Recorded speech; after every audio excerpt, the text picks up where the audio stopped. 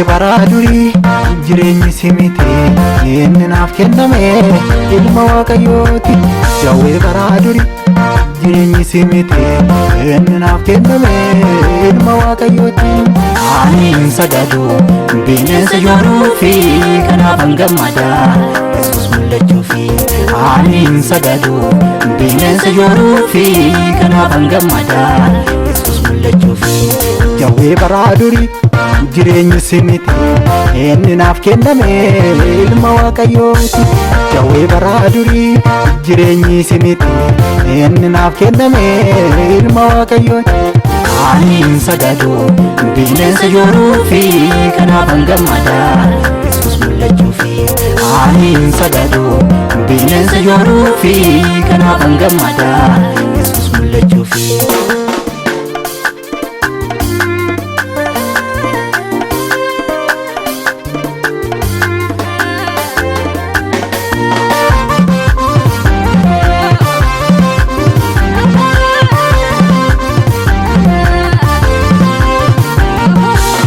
Hunduma danda'a maqaan Yesuus karaatti hambisaa hojii diiyaabiloosi.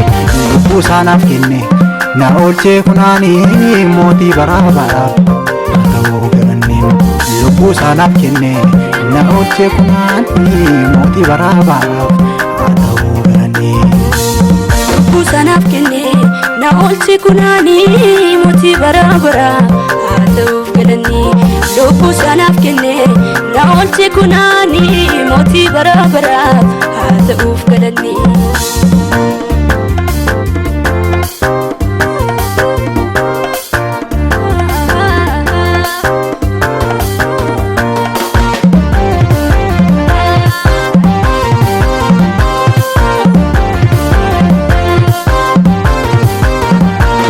Aboonsa hundinuu mo'ameera duunii namoota dhiibbisee dhugumimmaan. Daangaan kaa'ameera naaf diina gidduutti inni naaf kenname Yesuus na wajjiniin. Daangaan kaa'ameera naaf diina gidduutti ilmi Waaqa keenya Yesuus na wajjiniin.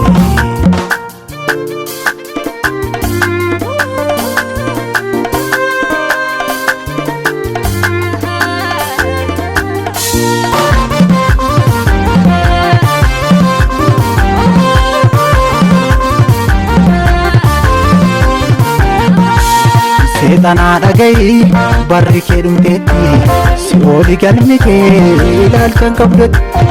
Maqaachi kan koodha Yerusaalemii biyyi naaf kenname shakkiin qabamame. Maqaachi kan koodha Yerusaalemii biyyi naaf kenname Yerusaalemii. Maqaachi kan koodha Yerusaalemii biyyi naaf kenname shakkiin qabamame. Maqaachi kan koodha Yerusaalemii biyyi naaf kenname Yerusaalemii.